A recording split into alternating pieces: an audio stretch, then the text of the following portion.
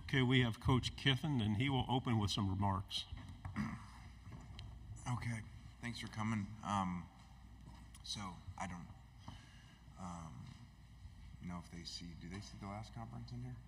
Yes. Oh, okay. So I appreciate all the questions and thoughts and condolences of everybody, and but I kind of said what I said in there earlier, so I hope that was enough, and everybody got what they would need from that area, and we can keep moving as Ole Miss head coach, and here to answer questions with that and do my job. Okay. Thank you. Front row. Hey, Coach. Hi. Sorry about your dad. Thank you. AP Stedham, AP and Kelly, as we see it, syndicated radio. Coach, what makes you excited about your team on offense, defense, and special teams, and what needs to be done for Ole Miss to compete against the top echelon teams? Well, I'm all areas. I mean, I don't sound coach speak, but I really am excited about all areas because either we have players we're familiar with coming back that have done really well, or we've added players in those areas that have performed well at other places. So that's an exciting thing to have. Every year you don't have that. Every coach gets up here and says it, but a lot of years they don't. And so it's exciting to have that type of roster. Now, there's plenty of those rosters over years in all sports, professionally and in college. Doesn't mean you're going to win. Doesn't mean you're going to have, an elite team. There's a lot of work to do with that, but I'm excited, as I said in there, about, we added length, and that was an issue in some matchups, really over the last few years, in my opinion. And so I'm excited about that, but we have so much work to do within the team, on the field, and in the locker room, because it's a lot of work to gel them together. Otherwise, every good preseason ranking would mean something, which it doesn't as you look at the end, and every top 5 portal team, would be a top 5 team. That certainly is not the case. So to me, that shows you there's a lot of other stuff besides that. Yeah, I think, when I talked about length, I think that gives us, where it doesn't mean you're going to win, but we look more like them, at least, in warm-ups. I don't know if I'm in charge of that. Front row. Coach Eric Bailey with the Tulsa World. Can you talk about Brent Venables is entering his 3rd year at Oklahoma. Can you talk about the importance of building a program and how important year 3 and year 4 is when you are developing your program, your coaching style? Well, I don't know about his staff. Well, I do know he lost Levy, so I know that part. But a lot of times, one of the good parts of getting, into year 3 or year 4, and you just have some of the same coaches around, and even the people in the whole building that understand how you want things done. And a lot of times in the first 2 years, you're kind of always scrambling to get everybody on the same page. And so I think as that goes, that helps in that, and it certainly helps if your coaches happen to stay around. I think that, I don't know this, I should, but I feel like this is the first year we've actually had all 3 coordinators returning for a second season. So that helps. On the aisle, and then pass it back. Hey, Coach, Bob Ballou, CBS Austin. I know you just spoke to the Texas roster a little bit, what Sark's building. What's impressed you about what he's built as they head into the SEC, but also maybe for Sark specific, what makes him so unique in this business? I think that Sark has really good balance, and I guess maybe in the video game things, since I keep hearing about the video game, like as you rank different areas and stuff, and some coaches are, you'd put these numbers by them, 99, whatever, in these certain areas, they might have lower numbers in these. I think he has really good balance where if you looked at him as a coach, like you do kind of teams, if that makes sense, like there's no weakness. I think he has really good player relations. I think he hires really well and evaluates coaches in that process really well, and he recruits great. So, and he's really innovative offensively. So I would say when I look at him, he has really great balance. Second row. Lane, Ralph Russo from AP. With the new rules regarding coaching staffs, and all that's gone into over the years, resources in coaching staffs and staffs in general getting bigger, and now analysts and things along those lines. Now you have to allocate some money to players. How do you, I'm sure you're going to have a conversation with your AD about this, but how do you balance that? Are you thinking more along the lines of like, well, maybe we don't have to spend as much on that analyst because if it's coming out of the player pool? Is that something that's going to have to go into your thinking? Yeah, it's going to. That hasn't happened yet. So there's going to be a lot of that. You're going to have to put a lot of thought into that. To me, that's just like when the portal started, or more portal windows, and then multiple transfers. Like, I think we've done a good job of putting a lot of thought into how we do things in different areas, and that'll be one. And I think one of the things we've done well is we say don't think outside the box, create a new box.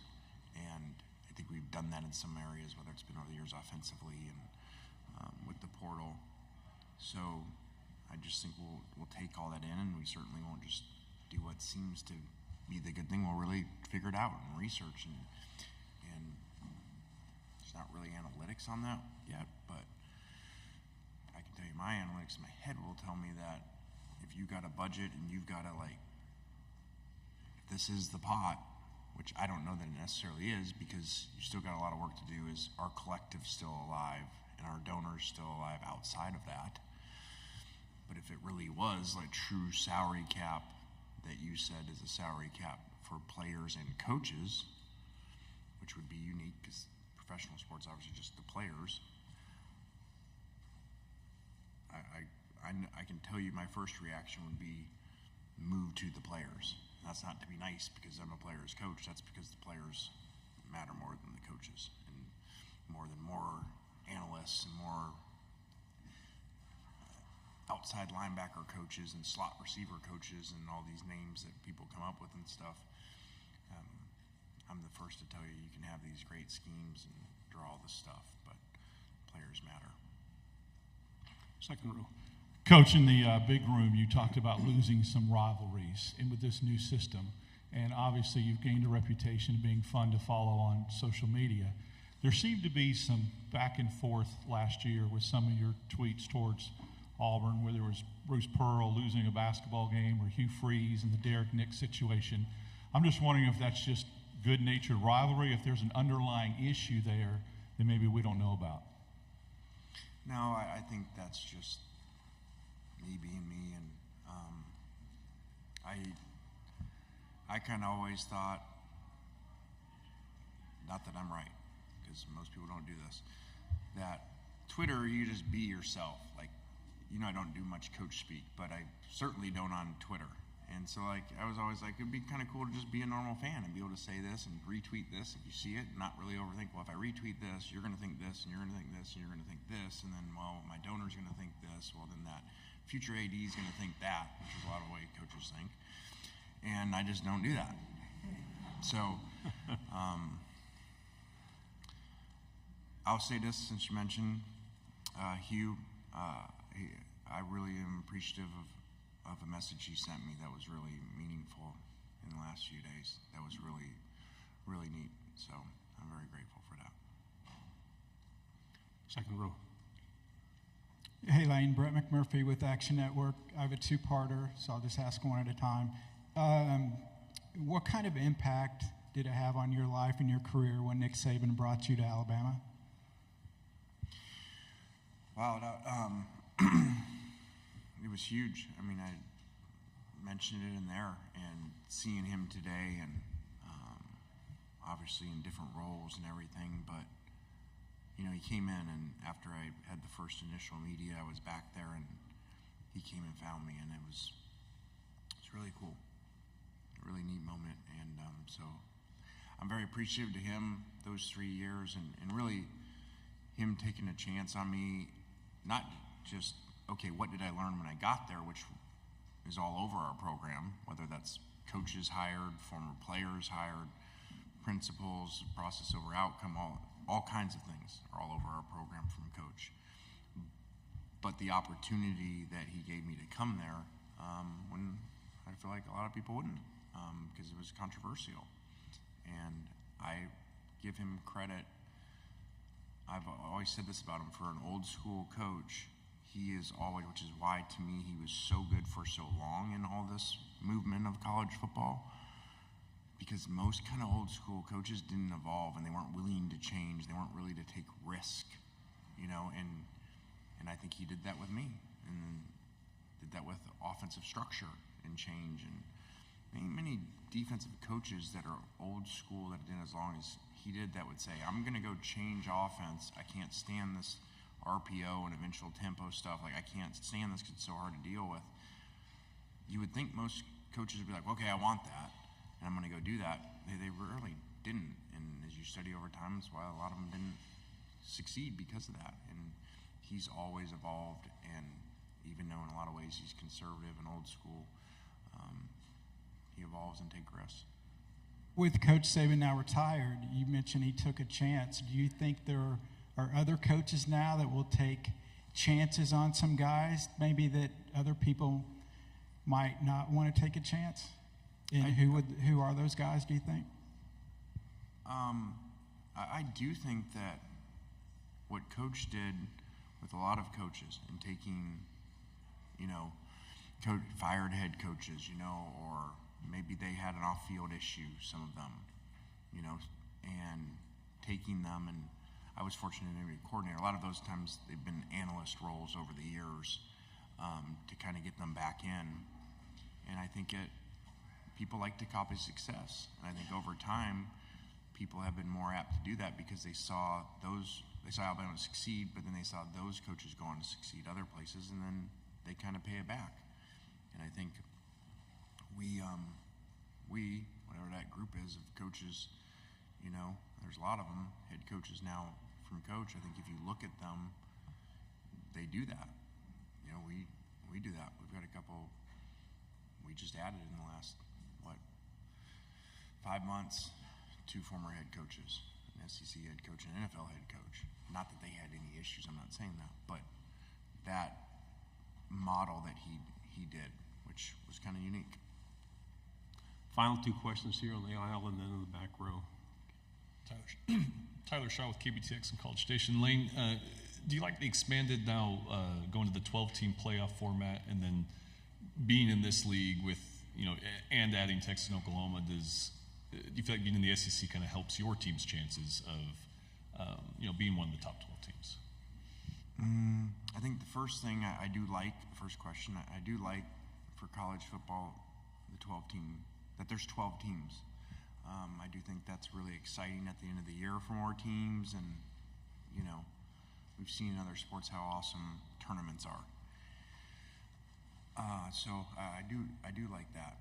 I don't know necessarily, and I think it would take a couple years to find out, does adding the 2 teams to the SEC and making the super conference like it did mean that you're going to be more apt to get in, especially for those teams?